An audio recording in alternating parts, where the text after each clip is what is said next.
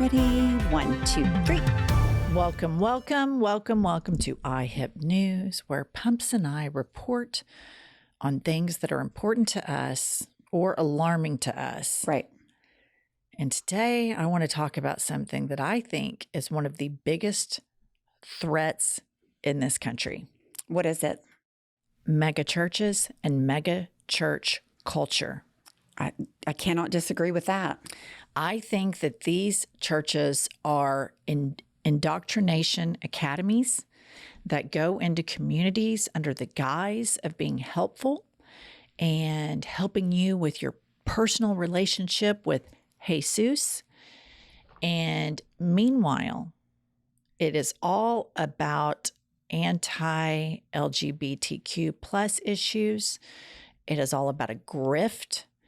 It is all about purity culture, and it is the biggest hoodwink bullshit in the United States. And you see people getting radicalized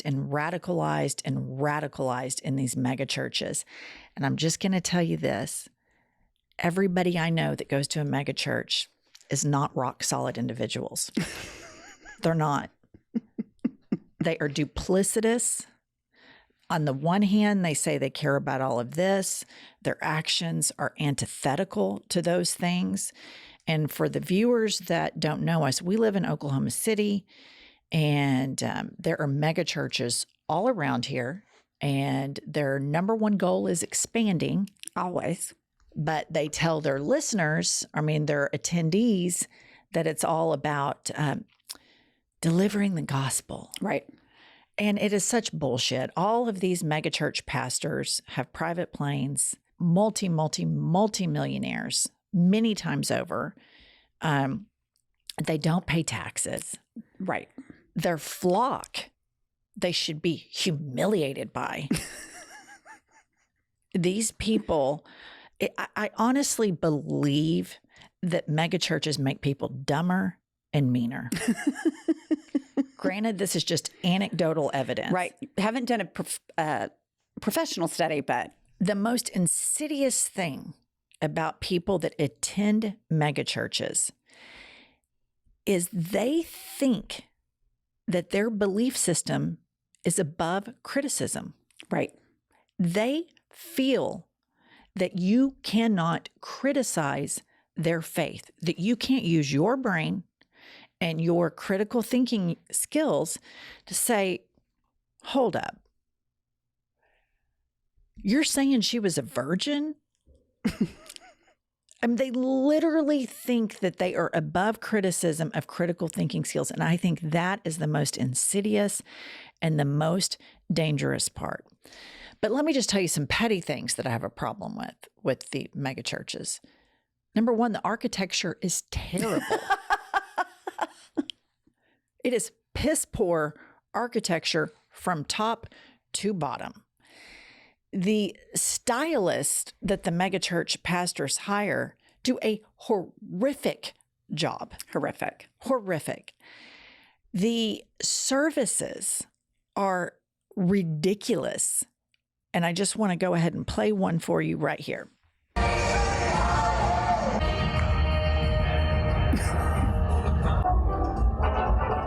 a zebra?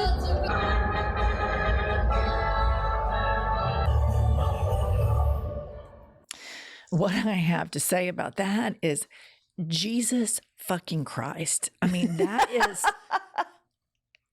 insane. That is completely insane. And they're doing all of this, charging people $50 a head to go watch that shit show. And they're not paying taxes on it. It is literally insane. But behind those messages is a message of exclusion. Absolutely. That's my biggest problem with all these mega churches, is that they empower their parishioners to hold others in judgment based on their beliefs. It doesn't matter what the person they're judging believes in. It matters what they believe, because they think they're superior and on the moral high ground. And that's my biggest complaint. But also they do this. People that I know here that go to mega churches, they will say, I'm totally in support of gay rights. I have a gay uncle. And then behind the scenes, they vote against, Right. down the ballot, against giving these people equality. So it is what mega churches do is mainstream cognitive dissonance and duplicity. It is indoctrinated in them.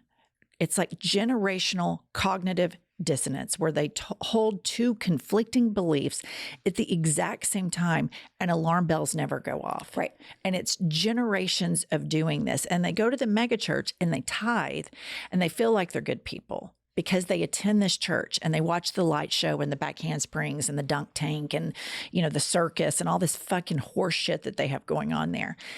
I rarely meet people that attend these mega churches that I don't think it's ever happened where I have said, God, you've got some rock solid serenity. What's your secret? A lot of rage and anger. It's never happened, but it gets worse. Let me tell you. So there's two megachurch pastors that I want to browbeat for a second. Joel Osteen is this nut, grifter extraordinaire, con artist that lives in Houston that has this gigantic megachurch. And then he has multiple homes. And this is one of his homes. This one is 15,700 square feet.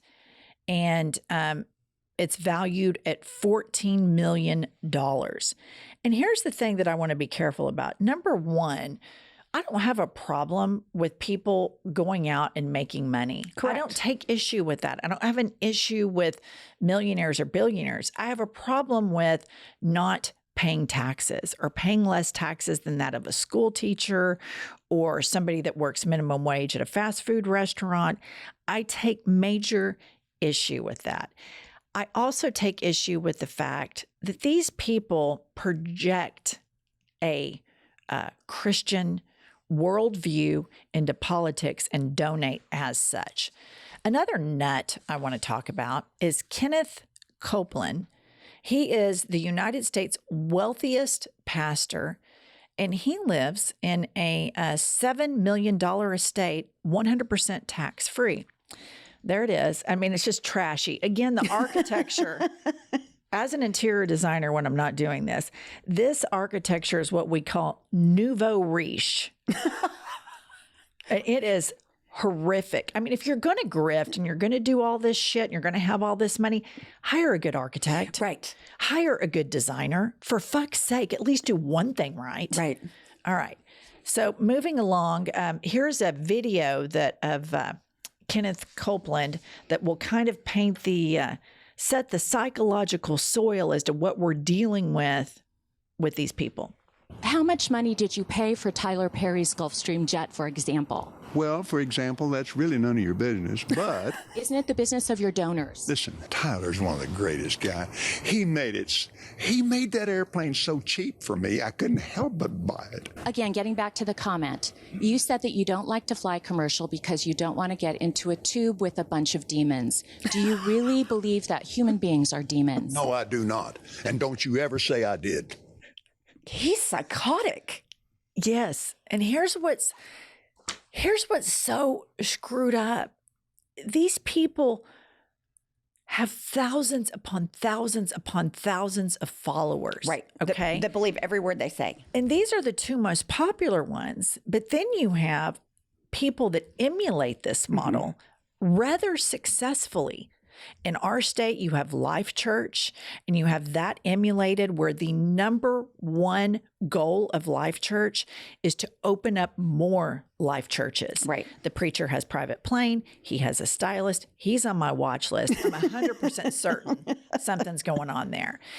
Because you can't, again, I want to emphasize that this is indoctrinated cognitive dissonance that turns into generational cognitive dissonance, where these people feel, oh my God, I just cheated on my wife and I just watched a bunch of porn and I fucked a hooker, but I'm going to go sit down with my wife and kids at the mega church and watch the pastor with his sleek outfit and his True Religion jeans and his slick hair and the big screen and the horrible architecture. And I'm going to tithe. And I have this personal relationship with Jesus, and I'm going to say sorry, and everything's going to be okay. It's all this surface level bullshit. Nobody ever really works on becoming a better person, because the only goal of this is to wave your arm up in the air and say, I'm saved. Right. That's the only thing you have to do in their worldview to get into heaven, which to me is an advertisement against wanting to go to heaven, because who the hell wants to hang out with these people?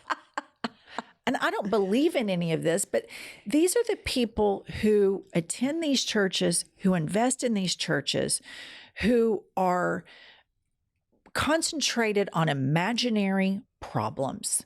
These are the people that think that they're litter boxes in schools. Right. These are the people that shame their children if they don't believe the way they do, or that are gay. They deal with all these imaginary, make-believe illusions and delusions. And I've never really seen a megachurch that does any good for society. Well, the problem with all of these issues with religion is, number one, they think they're on the moral high ground. So they profess to know what's best for everybody else. And in their private lives, we find out, for example, the Moms of Liberty people, or Jerry Falwell Jr., or any number of people that you can name. Don't forget that one guy that was doing poppers with a bunch of gay hookers. I can't remember his name. But I mean, you remember? There's a million of those people. Oh, yeah. They pretend to be on the moral high ground. They shame everybody else for their issues, and they're the biggest hypocrites of all. But I can't stand the shaming and the judgment of these people. Well, the situation is that these churches are breaking the law, and they endorse politicians in elections, and the IRS looks the other way. I can't tell you how many times I have seen driving down the street in Oklahoma, especially when you get out of into the suburbs of Oklahoma City. You see the mega churches, they're everywhere, and the architecture is horrible at every single one. And then there's like a sign out front, and it will say, Jesus wants you to vote for Trump. And it's like, it is this delusional system. And I believe firmly, based on the people that I know, Christianity, evangelical Christianity, supports this level of narcissism, because they tell you, you are so special to Jesus, and you have a personal relationship with him, and he's working all the time. All these voices inside his head all the time, and he's working just for you. And everything happens exactly the way it was supposed to. And so you're constantly in your own mind. And sometimes the most therapeutic thing on the planet that you can do is get out of your mind and say, God, sometimes everybody gets kind of a fair break, and I need to pull myself up from the bootstraps and quit being so narcissistic. Mega churches, in my opinion, are one of the biggest threats. All of these people break for Donald Trump. I think it's over 90%. I was going to say, I think it's over 90%. Yes. These people that are on the moral high ground. These are the people that put rings on their teenage daughters and tell them your virginity is mine until you marry your husband. Right. These are the trad wives. These are the people that think that the women should submit to the husbands. This is what Mike Johnson does. And these two that are the most famous, that doesn't even, it's just the tip of the iceberg with these pastors of these mega churches. And you can go state by state by state, and it's the exact same thing. Indoctrinated cognitive dissonance, morally corrupt, grifting, focusing on insignificant things, like all you have to do to go to heaven is say, hey, Jesus, I'm saved. I accept you. And then you're there with all these assholes. It's like the skirting the system of all skirting the system when you're trying to become a better person. Right. That all you have to do is just say, I accept you, and then you're in. But you can be a racist. You can be a homophobe. You can reject critical thinking. You can shame those that think critically. And that's the one thing as a non-religious person that I've found in this state is when you speak out using your brain, saying, hey, this doesn't make sense to me, they criticize and shame you for wrong. having a level of intelligence about something. And it's because they know that their faith is built on this little house of cards. And if you pull out one little thing, it's all going to fall. So this is my hope for every single megachurch. I don't really want this for the kids of this, but I hope, here he is, there's Joel Osteen, who, by the way, is so concerned about human beings. During the hurricane in Houston, he wouldn't even let anybody come shelter there. Right. But the best thing that can happen to all of these people is for their precious children to fall in love with somebody that is not white. Right. And procreate. The best thing that can happen to these people is for them to have a child that is a member of the LGBTQIA plus community that can open their minds and open their hearts to true love, to true acceptance, to true lack of judgment. And they don't know it because they have been indoctrinated in this bullshit. Like super, super superficial faith is what this is to me. And as a person who lives in the Bible Belt, I cannot emphasize enough how dangerous these people are and the cognitive dissonance that they engage in when they go to the ballot box and then when they're in certain circles, how they act like they're progressive. Right. But they're not. No. They're not at all. They have black hearts and they all think that they're going to the pearly white gates. They all think that Jesus is a white guy, that's a huge capitalist that's ready to greet them with open arms. Right. And listen, I don't have any issue with Jesus. He's one of my favorite fictional characters, the one that was written about.